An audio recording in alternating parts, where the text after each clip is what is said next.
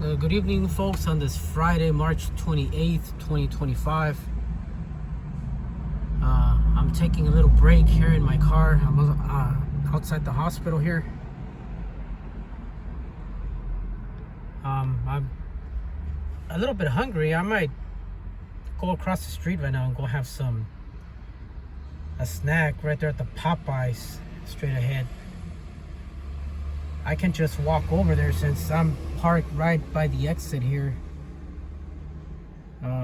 It's very close, so my dad could also just, when we're ready to leave, both of us could just walk down to the car. That's the driveway there, straight ahead right there. That's the driveway, and we're right outside the hospital, so we don't have to walk far. So my dad doesn't have to walk far. But anyway, today my mom has been sleeping a lot because they had to sedate her because she had some type of some kind of phlegm in her system, since her brain is still a little bit swollen, and she's not 100% yet. She's not able to think right. Like she's not out of the woods yet. She was having a little bit of trouble breathing earlier this morning, and they had to put like a breathing machine to help her breathe. She had since she's not able to cough on her own, because like I said, her body is still not 100%, that she doesn't know how to cough yet. She had like phlegm stuck inside of her, so they had to use some type of kind of like a vacuum, you could say, to remove the phlegm from her, maybe airwaves, going into the lungs and stuff. So since it showed a little bit of for her, it showed her not being able to breathe on her own today because of that phlegm. They had to sedate her and put her on a breathing machine. The doctor said that she has to be asleep for that machine to work, because if she's awake, she might try to remove it. And also, she has not a feeding tube, but she has like a feeding hose through her nose. And I heard the last couple of days that it's bothering her, and she's been trying to remove it. So when we're not here, they try to restrain her hands so she doesn't touch it, but then she gets agitated. But yeah, today she's gonna be sleeping all the way until the night, until tomorrow morning. We're hoping tomorrow her breathing is back to normal, and hopefully she doesn't have to use that breathing machine anymore. So I mean, every other day, it's different. Like let's see, today's Friday. Let's see. Tuesday, she was conversing with family members that came to visit her. Wednesday, she was not waking up that much. She spent most of the time sleeping. And then yesterday was Thursday. Yesterday, I saw a big improvement. My family members, actually my cousin, the one that I met at the bus stop, came to visit her, and my mom was very happy to see her. She was conversing with my cousin. She recognized her. I mean, you could understand a few words that my mom is speaking. Like I said, obviously she's not 100% yet. So she was looking great yesterday, and then today, she had that breathing problem. So she hasn't, even before they sedated her, she was not really conversing much. So I mean, I really don't know what's going on with my mom. Every other day, she looks good. In other words, one day she looks good, and then the next day she doesn't wake up that much, and then the day after she looks great, and then the day after she's back to like sleeping most of the day. So I mean, we really don't know what's causing all this. And I was, I've been starting to worry about this. And I even asked the doctors and the nurses, I'm like, give me a straight answer. I mean, like, I asked them straight out. I mean, I want a straight answer, honest answer.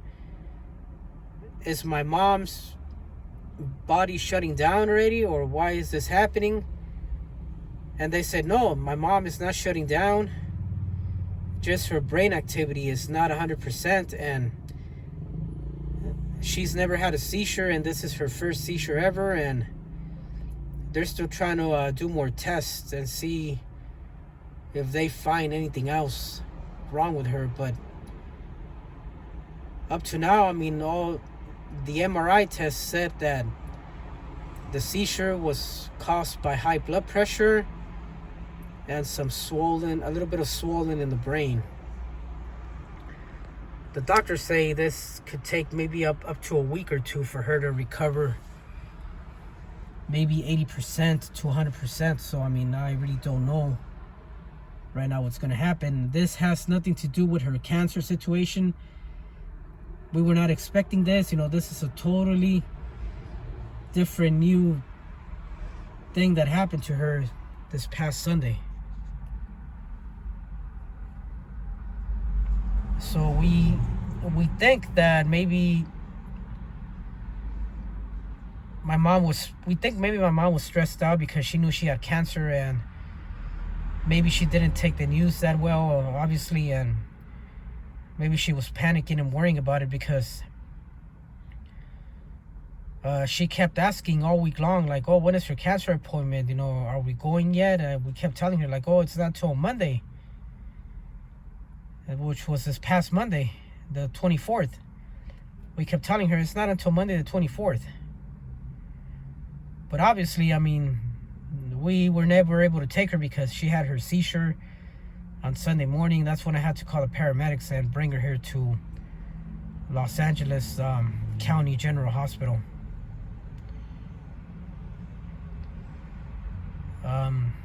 The only thing I don't like about this hospital is that every time I step out,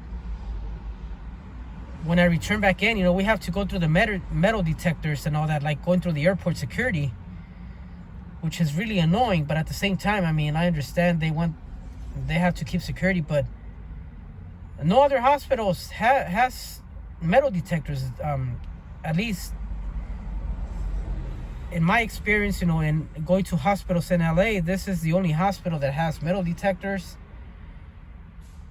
I really don't know if it's worth it or not, or if it's a waste of time, but I just get annoyed because sometimes, my dad calls me from when I'm like taking a break right now, my dad says like, oh, the doctors want to talk to you or something. So I try to rush up there, and then I got to stand in line, in security line, which is not that long. It's usually like maybe 4 or 5 people ahead of me, but I just want to get up there quick. But I mean, I waste time going through security. I got to empty my pockets and all that. And even though I have a wristband that I've been here all day long, I mean, they still want me to go through security again, which it's very annoying to me. But at the same time, I understand, like, it's a county hospital. It's owned by the government, so they have to have their own security measures and all. So yeah, I just came down, to get a little break. Like I said, my mom is going to be sleeping all the way until tomorrow morning. She got sedated, and I mean, we're really hoping for the best. We're hoping that tomorrow she is more alert and she's more conscious. And then tomorrow, my sister is driving back from Phoenix with my nieces, to come visit my mom. I think this time my sister is going to be here for a couple of days. So I haven't worked like in 3 weeks, so I'm going to see if I could get on the schedule for Sunday at the limo job. I mean, I really don't want to go back to work, but what I'm making on YouTube, the monetization on YouTube, I mean, I'm not making much. I mean, so far I only have $56 on YouTube revenue for the month, and if I don't meet the threshold of $100, I can't get that until next month on the 20th. So I mean, I really have to get back to work, maybe this Sunday, until my sister goes back home. Then I'm gonna take some more time off to I mean, I'm still gonna come see my mom after work, but I mean, life goes on. I mean, we gotta pay bills, gotta pay rent, I gotta buy food, I gotta put gas in my vehicle. So I mean, as hard as it is, I have to get back to work. And at the same time, I don't want to be here in the hospital because, it hurts me to see my mom being sick. I could come and visit if I know she's getting better, or if I know there's hope that she's getting better. Then I'll feel better to come visit her. But right now, I mean, like, she hasn't gotten worse, but she hasn't gotten better. And especially now that she has that breathing device in her face, it's very difficult for me to sit there and look at her, not knowing what the future holds for my mom. I mean, it's very sad. It's a very uncomfortable situation, and I'd rather not see that. That's why sometimes I take my little breaks and come outside. My dad and I, took a little walk earlier, just to, get some fresh air and stuff. So it's not easy, but we're praying that, my mom gets better, she makes a full recovery, and then we could deal with her cancer situation and hope for the best, take it from there after. But like I said, the nurses said my mom is not shutting down. These are little things that occur once in a while, so they got to monitor her and make sure she's okay. So knowing that she's not shutting down, that gives me a big relief inside. I feel a little bit better. So I'm gonna take a little walk right now, try to process everything, and there's I might walk over there to Popeyes right there. I'll get a little snack. So yeah, I mean, things are not easy. I mean, times are tough. If you guys want to support my channel, to help the algorithm, get me more revenue, just share my channel, share my videos, and that'll really help me out a lot. And hopefully I could get back to work on Sunday, maybe work a couple of days. I don't know how long my sister's going to be in town, but while she's in town, I'm going to try to work like 3-4 o'clock in the morning. And usually by 1 or 2 p.m. I'm out of work, and I'll be able to come and see my mom for a couple of hours and then go home. Try to get some sleep by 6 p.m. and then do it again the next day. So we're hoping for the best, and I guess time will tell and see if my mom improves this weekend. And we're really hoping that she improves. I don't want to see her get more sick. I still want to see my mom healthy. I still want her to be alive, many more years. She's a strong woman, and she's fighting hard. I mean, like I said, she's not in a coma, nothing. I mean, she was awake yesterday. Today she was not awake, but she's sedated because she has to have that breathing machine. And the doctors want her to sleep because I think if they put her to sleep, it'll help reduce the swelling in the brain, so maybe she could regain more consciousness and her memory could start coming back and all. So I'm gonna end the video now, and I'll keep you guys updated, and I'll see you guys next time.